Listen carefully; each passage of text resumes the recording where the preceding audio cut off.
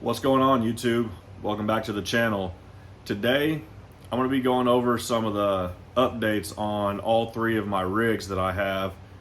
Been doing a few things to them, small things here and there that I haven't recorded while I did them. A lot of it mainly because I just had my son with me, so to keep him entertained and not take away from making a video, I just went ahead and worked on them, but didn't record any of the processes. So this video, I'm just going to give y'all some updates and show y'all what I've done to them, and a couple of things that I still plan on doing as well. In the last video, y'all saw just kind of a compilation of my son and I playing on the start to an outdoor obstacle course. Nothing crazy, just broke up some bricks and laid them out in the yard. He was pretty bored, so I just wanted to give him something to do. But with that, I'm going to jump into showing y'all some of the updates on the vehicles. I'm going to start off with the Rock buggy. I know I have a video out for it, but I really didn't do a lot of showing y'all exactly what all I did to it. And I'm going to talk about a couple things with that as well. So here we go. So starting off, like I was saying, I'm going to go with the Injora Rock buggy that I built. Some of the updates to it that y'all know about. I did the Furtec Micro Komodo brushless setup in it with the Lizard Pro and everything. That has made this an absolutely amazing rig. Some of the other stuff y'all saw in the last update video was the 1.3 wheels with the 70 millimeter tires. That as well has changed a lot and made this rig way more capable. I might change up the tires to a different set of 70 millimeters. These have so far performed pretty good, but they're really not sticky at all. I'm actually kind of surprised with how non-sticky these tires are. But those are the bigger updates that y'all saw in the last video for this rig. But since then, as you can see in the back here, I now have the little guy racing parts, Super 8s. I believe that's what they were called. I'm sorry if they're not, I forgot.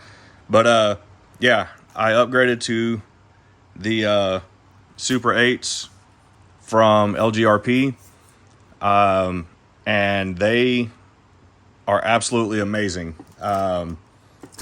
I had a few people saying that I should go with the, I think it was Mofo plus 15s.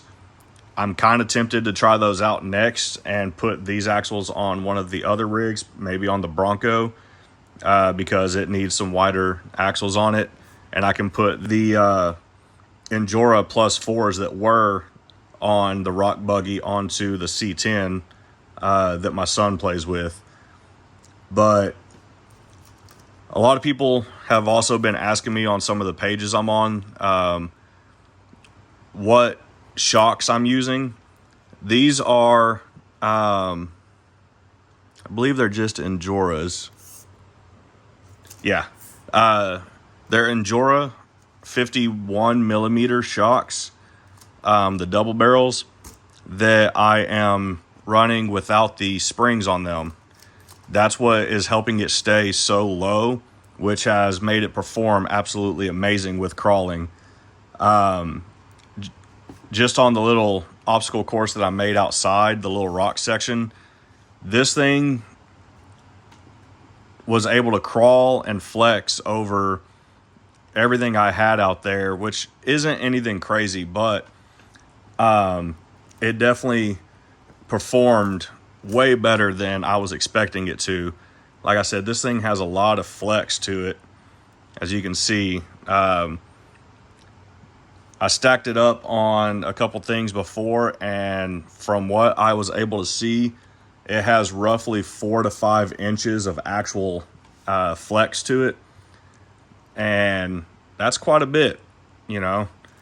I'm currently in the process of starting to make an indoor kind of like a portable obstacle course using cardboard boxes and the like foam gap filler that comes in the can. You've seen it on a lot of people's videos, Cape Crawlers and a few others that have showcased their indoor courses. But for mine, since I don't have a dedicated place for it, I'm just going to be utilizing some cardboard boxes and making it kind of a portable setup. That way I can put it away when me and my son are done playing with it, and then bring it back out whenever we want to use it. Once I get established, if I can get a new place or something like that, which I'm hoping I can, I will end up having a dedicated actual spot to build a good sized indoor obstacle course, kind of like a big tabletop one like you see in a few other people's videos. So looks like I need to tighten up one of the bead lock screws on that wheel. So that's one small tip as well I want to kind of toss in, since I just came across that. Make sure y'all are paying attention to your rigs and doing a nut and bolt check on them every once in a while. I've been noticing a couple times here lately that some of my screws were coming loose while I'm driving them.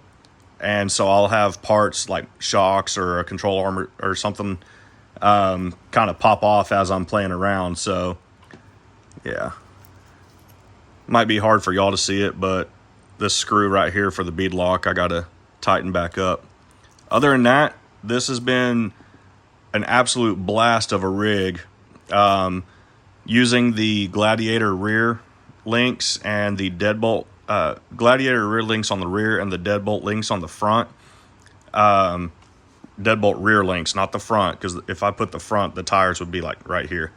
But utilizing those links for this has made it an absolute beast of a crawler. So that's all the updates so far for the Injora Rock buggy. I've been enjoying it. If y'all want to build a similar rig, drop a comment below if you have questions about it, and I can respond to you to let you know what to do. Or hit me up on my TikTok. I'm probably going to make an Instagram page as well. That way it's a little bit easier to contact me if y'all want. But that's it for this rig. So next one I'm going to bring up is going to be the C10. All right, the C10. This thing has had quite a few upgrades since y'all have seen it last. A big one is going to be indicated by this sticker that's on the door here. Maz Design Crawlers. So, first thing I'm going to talk about is the tires. I upgraded to 63 millimeter mudslingers for this truck, just to give it that little extra, you know, beefy look to it, as well as just a little extra ground clearance. So far, they have performed quite amazingly. The only issue that my son is having with this truck right now is that in the front, he keeps catching on the diff cover on a few spots. I'm hoping if I swap the Injora Plus 4s over to this truck, that'll help a little bit. And then it'll also give him a little bit of ground clearance. Here's the biggest upgrade that's hiding underneath this shell for this truck. I'll get this popped off here. One of them being I ended up doing the magnetic body mounts for it because my son was having major issues with being able to get the pins in and out.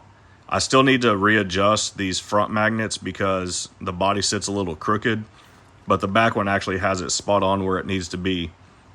So, we get this turned around here and show y'all some of the upgrades for it. It's something I talked about in a previous video, but I didn't really record the whole process, and I'm actually still filming a video for this truck. But I went ahead, as I talked about before, and I got the MEUS Designs cheat code V3. So far, it's been a pretty awesome setup. The only thing that I have not even real complaints about, but just kind of things I'm still tweaking and working on, is my shock placement. I'm still tuning, figuring out what shock position works best for this rig. With the upgrade to the V3 from MEUS Designs cheat code, I went ahead and upgraded to the Injora 50T motor. And again, that has given a great amount of power for this truck like it did on the Bronco. Currently, I am running ramp crab links on this truck, and I'm running what is considered the C-bolt setup, but I have C10 front links on the front and deadbolt rear links on the rear. I do have a set of MEUS Design double bend high clearance arms that I'm going to be swapping out on this truck. But that's going to take me a little bit, and that's part of the other video I was talking about that I'm still working on. But this chassis has turned into something quite awesome. The Injora 50T motor, like I talked about in the Bronco build, it gives it plenty of power to crawl over almost anything I've put it through so far. It still has the Emax steering servo. Still has the factory ESC.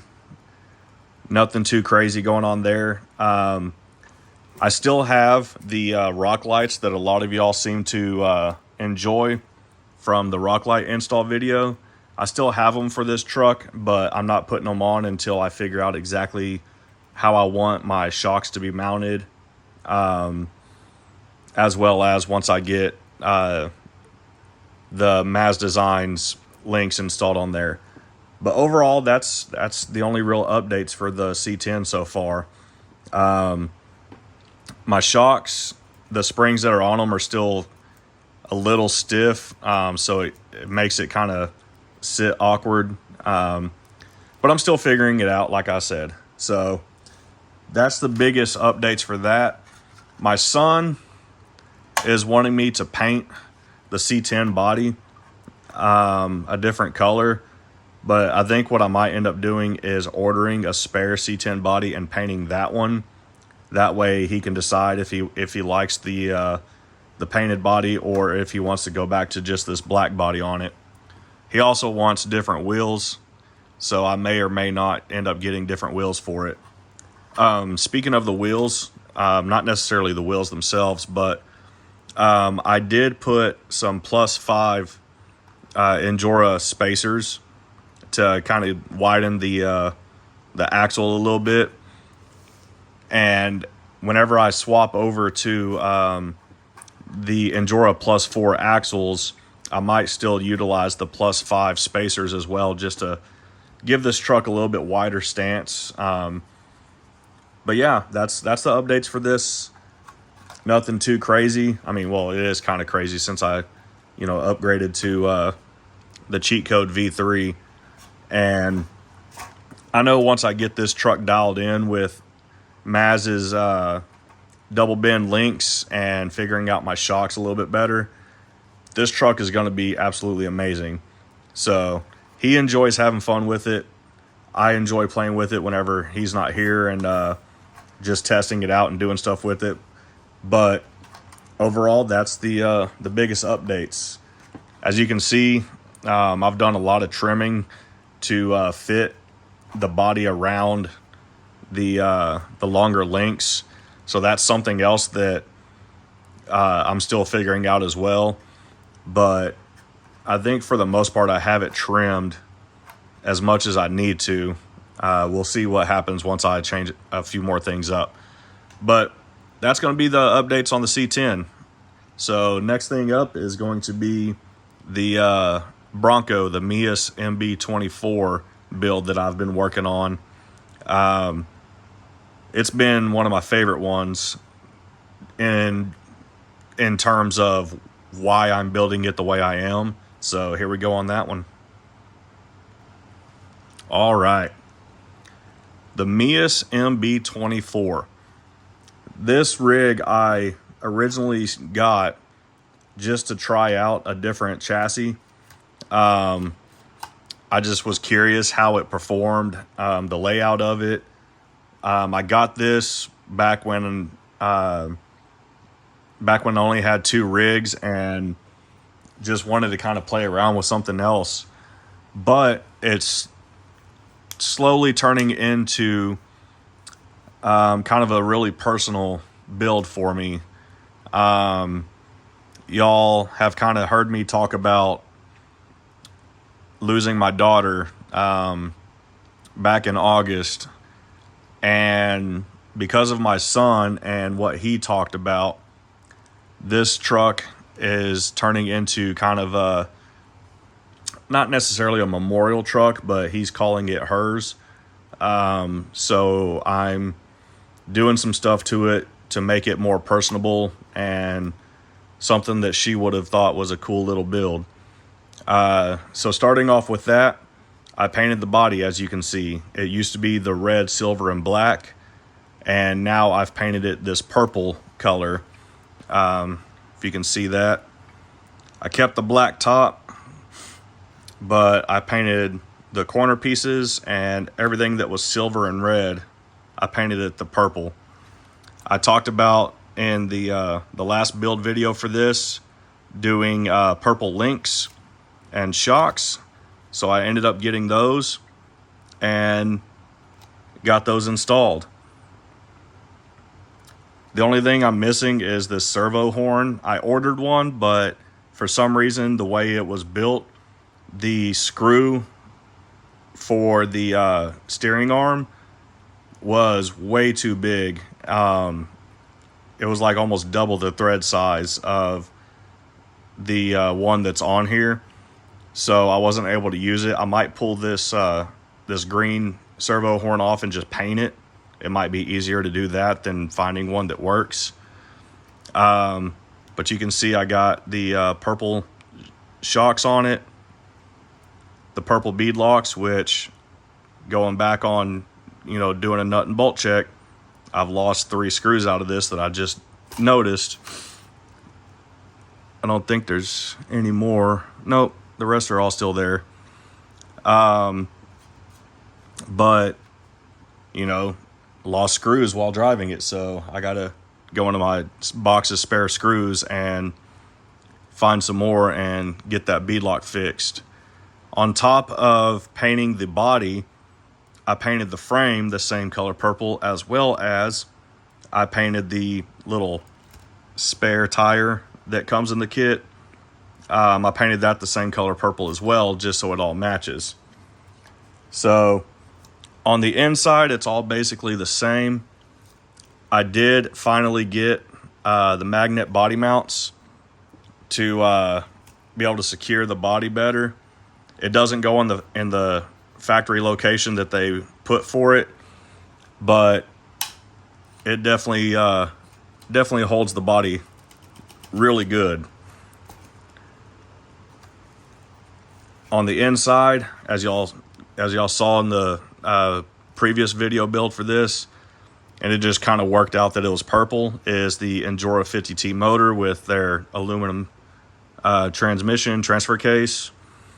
I'm going to get a set of the those little rock lights for this one as well. And I'm still debating on if I'm going to put the orange grill lights in that come in the kit. My only holdup on doing that is the fact that when opening up the truck, I have to unhook it from the ESC, which isn't that big of an issue, but it does become kind of a headache. But other than that, there's no real changes for the Bronco. Like I was saying with the Rock buggy build, I might try out the Mofo plus 15s on this rig. If I do, I'll be putting the LGRP Super 8s onto the Bronco, and then I'll be putting the Injora plus 4s onto the C10. But that's going to be all for this video for the most part. It's been really cool working on these and learning about the hobby as I go. These little rigs have been absolutely fun to play with. They got amazing amounts of flex, as you can see. I can probably flex this one. Yeah, I can flex the Rock buggy on top of the Bronco, and all three other tires are touching the ground. So, like, you know, I was saying it has quite a bit of flex, and it definitely does. So if you've made it this far, thank you for watching. I greatly appreciate it. It helps me out a lot, and it helps me grow to where I can make more content for y'all with these current builds, plus more that I'm going to do in the future, as well as breaking out into bigger crawlers and other types of RC cars as well. I want to get into, you know, the X-Max territory. I want to get into 1/10 scale crawlers, even some drift and road cars. You know, I enjoy RC vehicles of all sorts, so it makes it really fun when I can do builds like this, but also dabble into the other realms of the RC world. The only thing I can say I probably won't get into is RC airplanes, just because, one, they can get pretty expensive, and two, it's hard to find places to actually fly them. There's only one RC aircraft like fly zone airport location that I know of here where I live, and it's a solid 40 minutes away from me, so I don't really want to go there.